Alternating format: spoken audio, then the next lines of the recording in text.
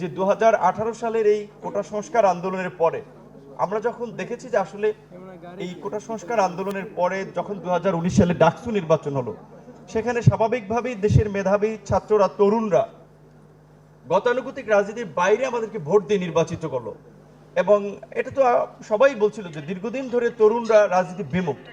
আমরা যখন ওই জায়গাটাতে সমর্থন পাচ্ছিলাম, তখন আমাদের কাছে মনে হয়েছে যে বিকল্প রাজনীতির প্রতি তরুণদের একটা আগ্রহ আছে, যার ফলে আমরা একটা দল করলাম।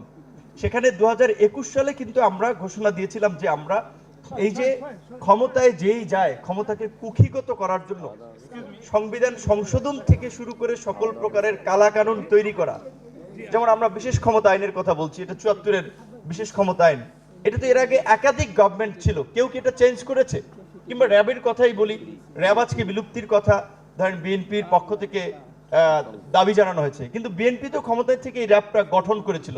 তখন কিন্তু আওয়ামী লীগ এটা নিয়ে আবার বলেছিল যে র্যাব বিরোধী দল নির্মূলে ব্যবহার করাচ্ছে, তখন বিএনপি সেটা কর্ণপাত করে নাই। আবার বিএনপি যখন সেটার ভিকটিম হয়েছে, তখন আওয়ামী লীগ কর্ণপাত করে নাই। এখন বিএনপি বলছে র্যাব সংস্কার কথা, এটা ভালো, কিন্তু এই রকমের অনেক ধরনের কালাকানুন আছে যেগুলো যারা সরকারে ছিল, সরকারে গিয়ে আসলে কেউ শেষ পর্যন্ত পরিবর্তন করতে চায় না। অতীতের কর্মকাণ্ডগুলো অনেক ক্ষেত্রে তাই দেখা যায়। সেক্ষেত্রে আমরা বলেছিলাম যে একটা কার্যকর সংসদের জন্য, ক্ষমতার ভারসাম্যের জন্য আনুপাতিক হারে নির্বাচন বা সংখ্যানুপাতিক নির্বাচন, সেটা একটা পদ্ধতি বা প্রক্রিয়া হতে পারে। কোয়ালিটি সম্পন্ন আন্তর্জাতিক মানের steel bar CSRM, committed for better still.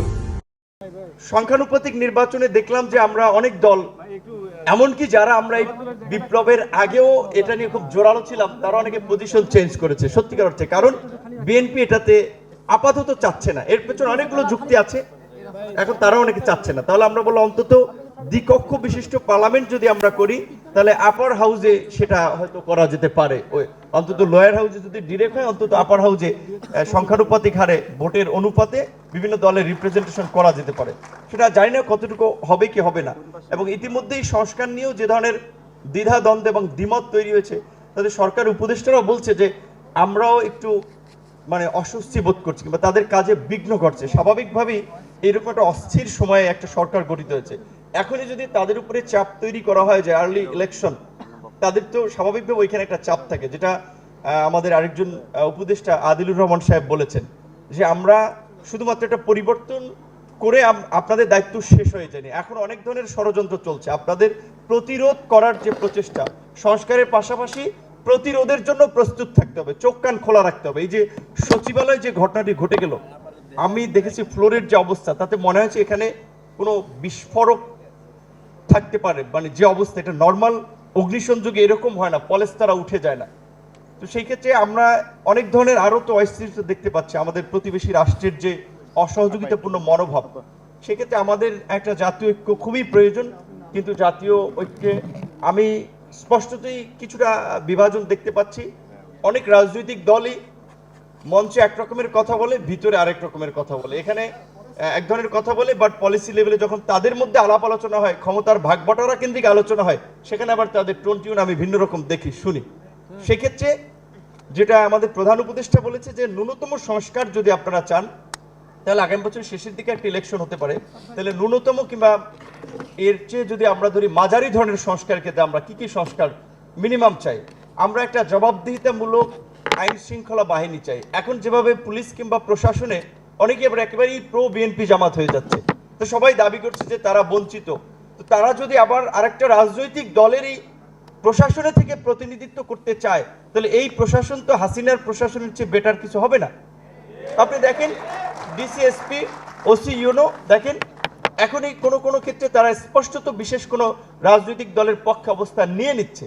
এখন ইন্টারিম গভর্নমেন্ট, যদি তাদের অবস্থানটা এটা হয়, 1.5 বছর যেতে কিংবা 1-1.5 বছর পরে ইলেকশন হলে তারপরে কি হবে? এই প্রশাসন দিয়ে আপনি জবাবদিহিতামূলক ব্যবস্থা কিভাবে আশা করবেন? কিভাবে জনবান্ধব কর্মকাণ্ড আশা করবেন? সে তো আবার ওই আগের যারা ছিল আওয়ামী লীগকে খুশি করে তাদের নেতাদের সাথে দফারফা করে তারা প্রশাসন চালিয়েছে, সামনের পরিস্থিতি তাই হবে। প্রশাসনের উপরে যেন রাজনৈতিক দলের খবরদারি কিংবা সরকার, এটা তো একটা প্রতিষ্ঠান, সুতরাং সরকারের এমপি কিংবা মন্ত্রী চাইলে একজন ইউনোকে চাকরিচ্যুত করতে পারলো, এই ব্যবস্থা যেন না থাকে সেটাও নিশ্চিত করা দরকার। সেজন্য প্রশাসনের একটা কার্যকর সংস্কার এবং প্রশাসনের পদোন্নতির ক্ষেত্রে রাজনৈতিক বিবেচনা, আপনারা জানেন যে সচিব হচ্ছে এখন অনেকে, যারা অবসরে চলে গিয়েছিল তাদের ভেরিফিকেশন হচ্ছে। অর্থাৎ তারা যদি ধরেন আমাদের এই আন্দোলন সংগ্রামের স্পিডের পক্ষে লোক হয়, তাদেরকে আমরা পদোন্নতি দিচ্ছি। রাজনৈতিক সরকার এসে কি করবে? রাজনৈতিক সরকার কি তার বিরোধী? এখন তো আওয়ামী লীগ নাই, আওয়ামী লীগ হওয়া, এখন তো আমরা বিরোধী দলগুলো আছি। তাহলে এখানে একটা পক্ষ সরকার গঠন করবে, আরো অনেকগুলো পক্ষ বিরোধী হবে। তাহলে রাজনৈতিক সরকার যদি ভেরিফিকেশন করে, সে কি দেখবে যে তার মতের লোক আছে কিনা? না হলে তাকে সচিব পদে পদোন্নতি দেওয়া হবে না, জয়েন্ট সেক্রেটারি করা হবে না। তো এই যে আমলাতন্ত্রের খালি দোষ দিচ্ছেন, আমলাতন্ত্রকে তো করাপ্টেড কিংবা পলুটেড তো রাজনীতিবিদরা আমরা করে দিচ্ছি। ঠিক না? এই আমলাতন্ত্রের সংস্কার ছাড়া জবাবদিহিতামূলক কিংবা জনবান্ধব প্রশাসন সম্ভব নয়। নির্বাচনের প্রশ্নে 91-90-এর কথা ধরেন, 3 জোটের রূপরেখা ছিল, 2 দলই ক্ষমতায় ছিল, কেউ কি রেখেছিল কথা? রাখে নাই। সেক্ষেত্রে নির্বাচনী ব্যবস্থার প্রশ্নে যেন আমরা একটা নির্বাচনকালীন সরকার নিয়ে ঐক্যমত্যে পৌঁছাতে পারে যে নির্বাচনের সময় আমার কি ধরনের সরকার হবে, এবং এটা সংবিধানের প্রয়োজনে ইনসার্ট করা, যে সেটার একটা এই সরকারের মাধ্যমেই আমরা একটা ঐক্যমত্যে পৌঁছাতে পারি নির্বাচনকালীন সরকার বিষয়ে। এবং নির্বাচন কমিশনের স্বাধীন ক্ষমতা শক্তিশালী করার বিষয়ে অনেকদিন ধরে আলাপ আলোচনা আসছে। সেক্ষেত্রে কি কি পদক্ষেপ নেওয়া যেতে পারে, সেই বিষয়গুলো এখন তো এই সরকারের মাধ্যমে অন্তত আমরা করতে পারি। এবং বিশেষ করে মৌলিক সংস্কারের ক্ষেত্রে এখন আওয়ামী লীগের গত 16 বছরে শিক্ষা, স্বাস্থ্যের যে সংস্কৃতির যে চিত্র দেখে আমরা আওয়ামী লীগের তো মুক্তিযুদ্ধের আওয়ামী বয়ান বলতে হবে, যে মুক্তিযুদ্ধের একটা ন্যারেটিভ তারা তৈরি করেছিল, কালচারাল একটা ন্যারেটিভ উইথ ইন্ডিয়ান হেজিমনি তারা এখানে এস্টাবলিশ করেছে।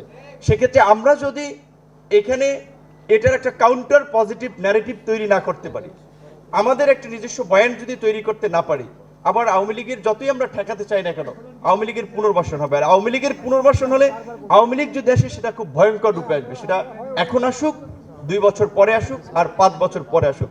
তাই আমি সকলকে অনুরোধ করব, নির্বাচনের চ্যাপ্টারটা আমরা আলাপ আলোচনার মধ্যে দিয়ে একটা টেবিলে রাখি, এটা নিয়ে পাবলিকলি খুব বিতর্ক বা পাবলিকলি নিয়ে না আসি যে আবার আন্দোলনই করা লাগবে ভোটের জন্য, নির্বাচনের জন্য। আন্দোলন তো কিছুদিন আগেই করলাম, আমরা সবাই বলছি উইথ বিএনপি চেয়ারপারসন, জামাতের আমির, সবাই বলছি আমাদের যে আমাদের সরকার। তাহলে আমাদের সরকারের কাছে আবার ভোটের জন্য কেন আমাদের 5ই অগস্টের মতো আবার আন্দোলন করা লাগবে? এই দৃষ্টিভঙ্গি পরিবর্তন করে এখন জাতীয় ঐক্যমত্যের ভিত্তিতে সংস্কারটা করা আমাদের জরুরি। তার জন্য যে সময়টা দরকার, আমার মনে হয় এখানে রেজওয়ান আপাকে আমরা দেখতে পাচ্ছি, আদিল ভাই ছিলেন, সুনির্দিষ্টভাবে তাদের একটা মেয়াদ উল্লেখ করা দরকার যে এই সংস্কারগুলো যদি আপনারা চান তাহলে 1 বছর কিংবা 2 বছর, এবং এই 1-2 বছর আমাদের সরকারকে নিয়ে কোনো কোশ্চেন না করে তাদেরকে সহযোগিতা করে সংস্কারটা সফল করা দরকার। ধন্যবাদ। ধন্যবাদ নুরুল হক নূর। আমাদের